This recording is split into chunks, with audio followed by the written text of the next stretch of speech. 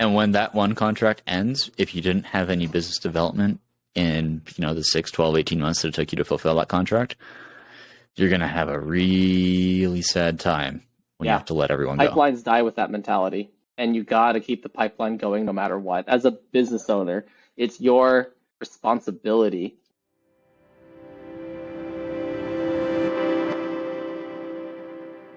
Hello, and welcome to the Vigilante Leverage Show. I'm Matthew Bergvinson. And I'm Lucas Ng. And Lucas, what are we talking about today? Oh, gosh. So I think the title of this is How Your Massive Success Can Lead to Imminent Failure. But I think that that's a very hefty thing to just say. So let's paint a little bit of a narrative. And let me preface this before we start talking about this.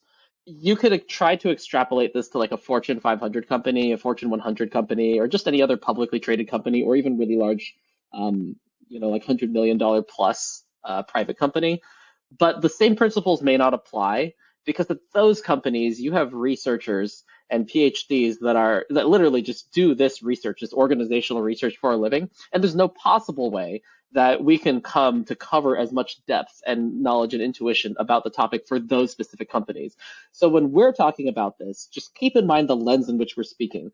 We're talking about businesses that are under $50 million in value, heck, probably some that are under $10 million in value, and the application in those specific contexts. So just before we start, wanted to make sure that we preface that so that our audience understands that while this may apply to certain places, it may not broadly apply to everything. So, all right, let's start off with the narrative. Yeah, it's a juicy one for sure. Hold on to your butts. Yeah, this. Man, I'm nervous myself. I mean, let's start with a narrative to kind of to set the tone. Just for the sake of simplicity, I think that we understand how sales as a software or software as a service companies work. You have a software product, you're selling it, or you build it and then you sell it, and then you get like a subscription revenue that comes in, and you just keep making money, right? That's the concept of that type of company. And if you're not familiar with it, Salesforce is a good example of one, or HubSpot, or there's a lot of different software that does it. And let's say that you found this company, you and a co-founder. The co-founder is one co-founder is technical. They're building the product. This is really their brainchild. And then one of them is on the business side. They know how to handle setting up business entities. They're making the calls for sales. They're handling anything that's not directly involved in creating the product. So CTO and CEO basically. And the product is being built and it's going really well. And CEO is calling some people, and people are like, yeah, this is actually something that could be interesting. And the product gets built, and then you go back and try to sell it to those customers. They're like, no, we don't want this thing. So then you have to start pivoting, and you build the more features, and you change the product a little bit. And then all of a sudden, it's serving a different set of customers than you originally intended it to. But it's working, and now customers are actually starting to buy it. And so the CEO is on the phone all day long trying to close deals. The CTO is busy all day long trying to fix bugs, trying to build new product features, and money's coming in. Enough money's coming in that they're like, oh shoot, man, we can't handle all of these sales on our own. I don't know how to do bookkeeping. I don't know if that has to do with like Harry Potter and keeping it in the right place. I don't even know what bookkeeping means, much less accounting. We got to hire some people to do some of this stuff. And the CTO's like, you know what, I'll just hire some developers on Upwork or on like Fiverr or something. Let's get some basic work done. And so you start hiring the first stages of people to your company, getting some salespeople, getting some operations, getting some tech help. And things are still super haphazard. Everyone's doing everything. Success is going, and you have a couple of playbooks for how you handle things. You're like, no, we've seen the situation before. When these problems arise, here's our standard operating procedure. We've got these people handling like when our systems go down. We've got these people doing this and that, and it's a crazy fun mess. And everyone's got their hands doing everything. Just a ton of fun though. And then more money comes in, more customers come in. They're asking for more things. And all of a sudden, instead of just a haphazard tech team, you've all of a sudden started to hire some real actual engineers that are full-time on your staff. Crazy. All of a sudden, instead of just hiring like an outsourced bookkeeper or whatever it may be, you started hiring an actual controller for your organization or an accountant to make sure that everything is being calculated correctly for revenue and reporting purposes. And then from a sales perspective, the CEO is still talking to people every day. And like maybe you need account management now, you need outbound sales, you need an inbound marketing team. And so that stuff starts to scale out too. But when you hire those people in, there's so much tribal knowledge from the co-founders and from the founding members that were hired on in the very beginning that you think that you have standard operating procedures, you think you have service level agreements for how you're going to respond to things or like what the timelines are to respond, but the test is really going to come when those new people come into the organization. Are they going to be able to just pick up the playbook and run with it? Are they going to have the freedom, the autonomy, and the trust to take that playbook and make it better the second week that they're there, the third week that they're there, and to let the CEO step out of the in the weeds operations and really focus on working on the business rather than in the business? And the answer for most companies is no. And the reason is because when the CEO is rolling up their sleeves and talking to customers, they're so engaged in the process, they're so bought into the process that the trust and relinquishing of control is very difficult for somebody that's in the weeds and it's their baby. And so whenever someone comes in saying, I think we can do this better, let's do this standard operating procedure, or we need these things, the CEO basically hears that, or the founding team, however that is, will hear that and say, oh, these people can't handle it. They don't know how to do it. Or they'll think, well, I have to stay involved in this, otherwise it's going to break down. And all of a sudden, you've created a bottleneck that will forever stop your ability to become a real enterprise. You will always be a bottleneck lifestyle company. You will always be bottlenecked at some valuation, at some market cap, some enterprise value, because you don't have the ability to scale. And the reason you don't have that ability to scale has nothing to do with the people you've brought on. Well, maybe it does if you suck at hiring, but it has more to do with the fact that you are not enabling a perpetual motion machine within your company, because a company is an organism on itself. It will continue to evolve, innovate, and come up with its own ideas and opinions because everyone has such a diverse background and set of skills. And if you don't enable those people and you don't give them like a charter of the mission and the vision and the values, and you don't let them innovate in their own sectors, then you're always going to be stuck being the bottleneck to make everything happen. And if these people are allowed to innovate here, innovate there, innovate here, innovate there, then as a CEO, a co-founder, as somebody in executive management, you can then start to really think about the strategy of the business. Hey guys, you're innovating over here like this. Can we also help these strategic priorities and innovate like this a little bit more too?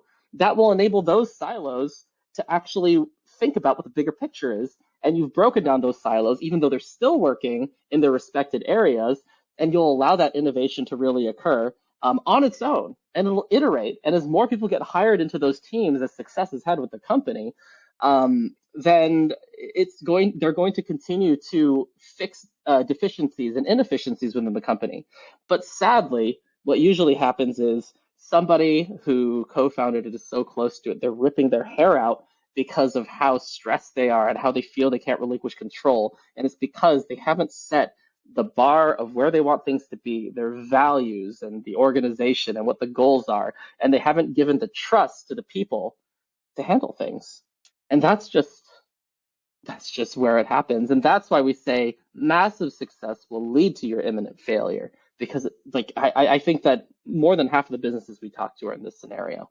So now I've set the narrative. Yeah. Pause there. Take a breath. Take a sip of water. All right, Lucas, it's almost like you're passionate about this topic, just a little bit.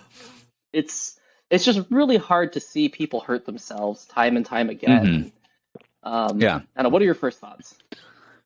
I mean, yeah, well, my first thought is like, yeah, that sounds super familiar. I've been on both sides of that, both in terms of helping people get out of it and also doing a grand job of falling into it myself. Yeah, and it's stressful and it's miserable and you don't always realize that it's happening to you. It's really easy to feel trapped and also to feel like, well, I guess that is the definition of trapped, feeling like there's no way out of it. Once you're buried in it far enough, getting out or gaining perspective is almost impossible. What's a good way for someone who's like in that situation as like a founder or an executive member, like COO, CEO, VP of something, to take a step out of that and try to think about the business as a whole rather than in that situation? Like, what are your thoughts? I think it's one of those things where, and obviously, like, Lucas and I do consulting. We're a little bit biased, but straight up, I think that this is actually where consultants have their most value, is that they can take a look at things from the outside in a way that when you're trapped inside the bottle, it's really hard to read the label. And consultants, or, just outside advisors, maybe, people that you trust and that you can put on a board, people that can just take a much more measured perspective than you can when you're completely buried in the day-to-day. They can help you gain some insights and perspective and tell you, like, hey, you're at this point and it's because of these things, and if you don't fix them, you're either going to have a heart attack at age 38 or you're going to shutter your business because you can't take it anymore. And those are the only two ways that this ends. I think there's a third way. The business shutters because there's so much inefficiency that all of a sudden you lose customers and revenue. The worst way to shutter, in my opinion. Yeah. Oh, that was just a tragic one. Yeah, no, but you're right, though. It's basically just those couple ways, though. I agree. Yeah. I think the toughest thing that I've seen for executives and that are in businesses of that size, we're not talking Fortune 500 again, just want to reiterate that, but executives of that level or co-founding teams, is to trust your people to innovate and iterate on the SOPs and SLAs that they have and the problems that come up, because you hired them to make sales or run operations, but you also hired them to solve problems. I would hope that if you hired somebody into your organization, you feel confident that they have some degree of ownership to solve problems, not just do only the job that they're given. And it can be, but it's your baby. I think that you're like, oh no, I have to solve these problems and I have to make it scalable, and it's my job to show this strength and skill. But I think that taking a step back is actually the right thing, and checking your ego, because everyone else has a very rich and lived experience too. And even though they may not have the same experience that you have, that you think is required to do something, they've made it through life somehow. They've solved problems in their lives and at work and other places, and they have a perspective on how these problems can be solved too. And giving that trust and that latitude to people is just hard to do. And if you can just do that and show that you really believe in that, and foster that culture of trust, and it's okay to fail and then pick yourself back up and iterate, that is how you get out of it. At least that's the beginning of how you get out of it. Yeah. And if you're wondering if you're in it, because sometimes you slide into these things without even really realizing it, the rule of thumb that Lucas and I use when we're evaluating whether a business is falling into this process, what we've encountered time and time again, is that however many founders you have, multiply that by 20, and if you just cannot seem to scale past that number of employees, about 20 reports is where people can kind of ride on the bleeding edge, and they'll be miserable, but they can handle 20 reports. If it's you and a co-founder and you have 40 people at your company and you cannot grow past that, that's because you've fallen into this trap. I'd agree with that. You each have about 20 direct reports and you are at your seams. And if you don't fix it with systems, the more people you throw at it, the more things are just going to break. What kind of systems should someone be thinking about? One that I see one that I don't see in these sorts of organizations. You were talking about sort of institutional knowledge or tribal knowledge. It's a lack of cataloging things in a way that somebody else can step in and replace. Because if only, Cindy knows how to do this thing, then the moment Cindy leaves, then the CEO has to step in and do it again until somebody can be trained up to do whatever Cindy was doing. If Cindy does not catalog what she was doing properly, then you'll always have a fragile organization that requires upper management to have to sort of jump in an emergency. And that's not sustainable or scalable. I'd like to tack onto that. I think that totally nails it on the head.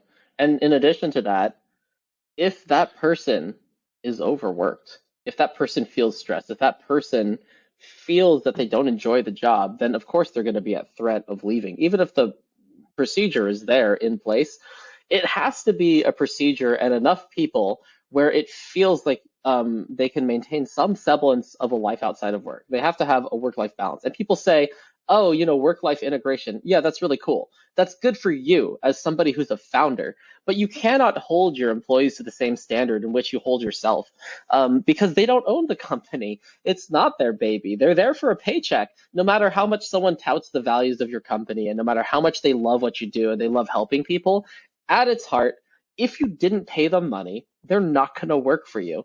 And so make sure that they have a decent work-life balance. Make sure they're not overwhelmed. They're not working 60 hours a week. You might say, oh, if we're paying them enough money, they should work 60 hours. No, no, no, no, no, no. No. No. And when your employees go home, they should really get to go home, both mentally and physically. And if you have that, you have those things in place that allow you to capture feedback, that allow them to iterate on feedback, and they have a decent work-life balance, and they're getting paid appropriately, they're not going to go anywhere. And if you're just like, oh, well, I can't pay them enough because of the economy, well, then you don't have a sustainable business, or you hired the wrong person, or you hired unsustainably, and you have a different problem with your business. So fix it. That's kind of the simple truth of it. I hate just do better. Yeah, just do better. One of the things that I feel like happens a lot is people aren't paid enough, and then the business owner is just like, well, I can't afford to pay them more. I'm like, okay, cool. So in our society, then, that's called an unsustainable business model. If you're not making enough money to pay people what they want to get paid to do that job, and you can't find enough people to do the job, it's not because no one wants to work. It's because you're too cheap, or your business is failing, and your business should go out of business, or you should do better. That's just the straight truth. And if you want more compassion, then don't go into business and go work for someone else. Go work for a company that has compassion. But you can't be a business owner in that scenario. That's the hard truth. And a lot of people are going to hate me for that, but it's just how things work. Now, I felt like I was a little harsh on a bunch of people there, but I don't particularly feel bad. Yeah, I mean, I tend to take the tech. I think I'm a little bit softer than Lucas. I'm so ruthless. Poor beaten down business owners. Yeah, you are. And I get where you're coming from. And I think that it's tough. I feel like the right people are chronically underpaid. Yes. And a lot of the wrong people end up, basically, most people overhire, and then they don't have enough budget to pay the right people who are doing 85% of the work what they should be getting paid to do 85% of the work, because you've got everybody else that got hired at $120K a year plus benefits to sit around and, Farmville's gone out of fashion, but I think it's Candy Crush is still the big. concept endures. Yeah, Candy Crush, big. Yeah. The TikTok is big now. Yeah, yeah. That kind of like. So whenever people complain about like I don't have enough money to pay my employees enough, usually it's you have too many of the wrong employees, and you should really look at why you're not getting more revenue per head count. And then ruthlessly, if you have everything perfectly efficient, which you don't, but if you do, you have everything perfectly efficient, you run your business perfectly, but you still don't have enough, well, then you do not have a sustainable business. You need to get more customers. Yeah. Then your business. Yeah, there's something wrong with your business model. There's something wrong with your core offering. There's something wrong with the way that you have done your pricing, or the way that your cogs break down. I don't know.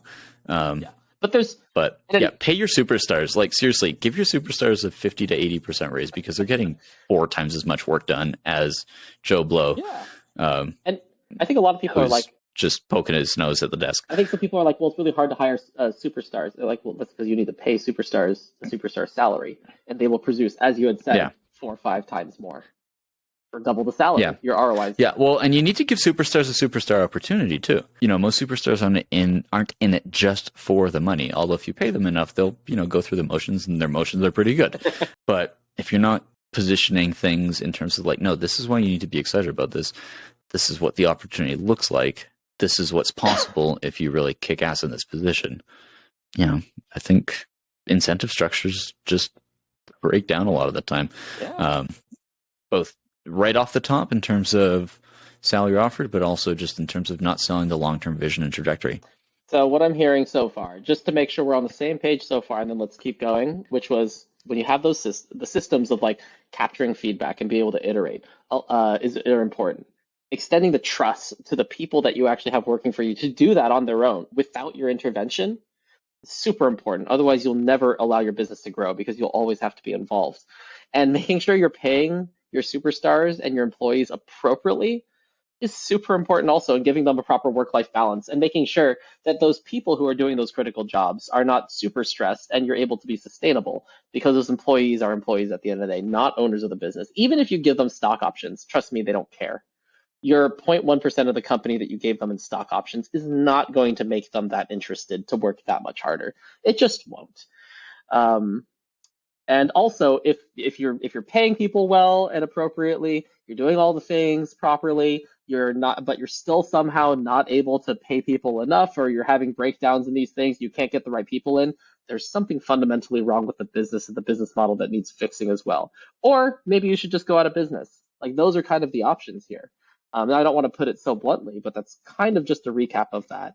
And it's the compassionate thing in the short run to understand these problems up front so you can fix them. And if they're not fixable, to shut down. Because otherwise you're stringing yourself along, and you're stringing along your customers, and you're stringing along your employees. So fix it quick. That way everybody is moving in the right direction. Or if you can't fix it quick, then shut down. So that way everyone can move on to the next thing, where there is better incentive aligned for everyone, including yourself. So those are kind of the ways that I see. Did I capture that right, or did I miss something, Matthew, so far? No, that's good. All right. What other sort of systems should people be thinking about? Because it can't all just be the employees, right? Is there something else we should be thinking about? And we could get into other things like, technological inefficiency, but that is so specific to individual businesses. I don't think that we can really offer any value there. We'll just be blabbing. But there are a lot of times when people are like, wow, I just keep digging with a teaspoon and it's taking me a really, really long time to dig this foundation. Like, yeah, no, I do see, and especially this, more so the case with people that have been in their industry for a while, using outdated technology or tools or methods, and then wondering why everything is such a grind. And also a failure to invest in newer technology or tools or methods, and then wondering why their employees quit when, they're forcing them to, I don't know, use some god-awful CRM on Windows XP and wait 30 minutes for it to refresh, and then don't understand why nothing gets logged and why no one's tracking revenue appropriately. God, so that's, yeah. Also, having your automated systems actually connect to each other so that not everything is a manual process when you're talking about like revenue operations and financial operations and just like business processes. Like, there should be some level of automation and tracking that happens between all of these things without manual intervention all the time. And if you don't have that, I feel like that can also bottleneck people quite a lot. That's just kind of a side note that I just thought of. Oh, for sure. Yeah, there's so many things that don't talk to each other that should. And then there's the other extreme, which we're not going to get into today, but some, side note, it's often that we see people, sort of get bitten in the butt because they automate everything and they don't realize that they're like completely hemorrhaging on, on a certain chart of accounts because they're a particular line item, because everything's been automated and they're not paying any attention to, like, oh, our cost ballooned by 13x on that line item. Yeah. So that's another issue though. But that your thought about automation reminded me of that one. It's like, oh, that's a problem that we see a lot too.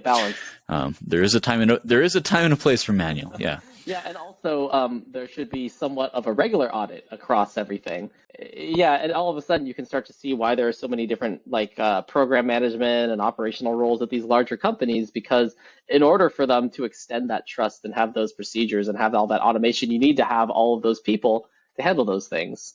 And then when things get cut, you have some people overseeing some of those lesser important things get cut first, but that's just how it has to be. It's quite interesting if you think about that, why those different roles exist and why perceived waste of people at organizations exists, because it's easy to let those things balloon if you're not keeping track of it. Yeah. Yeah. Again. I mean, at the end of the day, though, there's only so many things that you can really leverage to grow an organization. One of the biggest ones is, people's time and labor. So that needs to be delegated. It needs to be managed. It needs to be efficient. It needs to be self-innovating. And then the other one is technology. Absolutely agree. You know, maybe you have a business that can also leverage things like, you know, like the press and, you know, marginal cost of reproduction, distribution. But, you know, for most businesses, I mean, especially service businesses, that's what you and I mostly work with, is businesses that are trying to do a thing for a customer. You've got people and you've got technology, and you've got to use both of them. And if you don't use the technology right, the people won't be happy. And once the people aren't happy, well, everything goes downhill. From like, yeah, the customer's journey is miserable, and so is the founder's journey, and everyone in between too. So don't let that trickle down. It's just bad. Totally agree.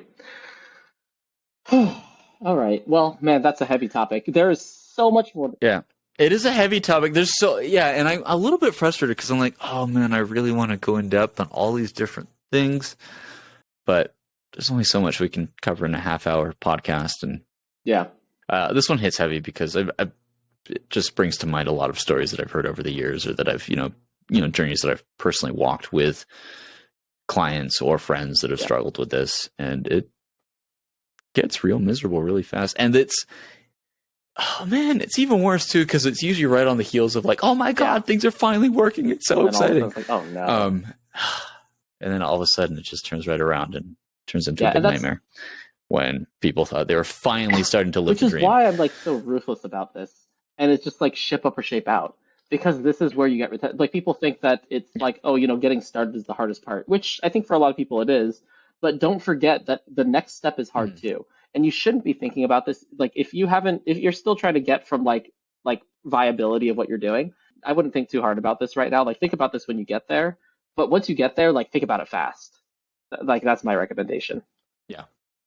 Especially if you magically stumble on, well, not magically, because I know these things take a lot of work, but if you land on a product market fit that just suddenly really takes off, you need to start thinking about this immediately. And it needs to become your sole focus almost overnight. It's a quick shift, which is why I think a lot of people don't make it. Because it's like, well, like it was just last week that we were able to do this, and you know, and you're like, no, but you gotta do it now. And so then we hired 20 people, and now I don't have time to do the thing that would let me scale it further. And instead, it's miserable because we went from, you know, a staff of 7 to a staff of 40 in 2 months, and now I'm putting out fires 24/7, and I have no energy, and I'm miserable, and I'm stressed, and I don't know what's going on, and nobody knows what's going on, and yeah, total agreement with you. But I mean, I was talking to a company just last week, professional services company. They've scaled all of a sudden super, super fast because they landed a couple big whale contracts that they've been having their sights set on for a long time. And now they can't deliver on anything because they hired all the wrong people. They're going bankrupt because they're blowing tons of money on headcount for people that don't even know what they're supposed to be doing because they just threw people at a problem without a system to address the problem first. And they let people write their own job descriptions. And all of those things are just going to lead to headaches and sadness. Actually, I want to just tag on to that and add to that. I think that that's a big takeaway we should remember too, which is it might be really sexy to land a really big Fortune 100 company, but based on what the desired deliverables are, it actually might be the kiss of death because you're going to spend all your time fulfilling that one customer and you can't focus on growing your business the way you need to be focusing on growing your business. So that's a good reminder of that too. Yeah. Oof. And when that one contract ends, if you didn't have any business development in, you know, the 6, 12, 18 months that it took you to fulfill that contract, you're going to have a really sad time when you have to let everyone go. Pipelines die with that mentality. And you got to keep the pipeline going no matter what. As a business owner, it's your responsibility, not just to your own pocketbook, but to your employees to make sure that that pipeline does not slow down. Yeah, that is your professional mandate, is to make sure the revenue keeps flowing because people and their families are depending on that. And if you don't like that, Wow, man, this just got really heavy today. All super important. Do you have any words of encouragement, Lucas? Encouragement are that, like these things are important, and these are a problem, and they're hard to fix. But also remember that there are warning signs of these things coming along, and they are logical conclusions. The only way that you don't see these things coming is if you haven't heard us talk about this, for example, but you've heard it, so now you know. And you don't know some of the warning signs, and you don't know how to, like, any of the things that are available as resources to help you through these problems or frameworks to think about these problems. So I think the good thing about this is it's a good problem to have. Growing pains and scaling is good because it means business is good. So if you're having this problem, first off, congratulations, you're having this problem.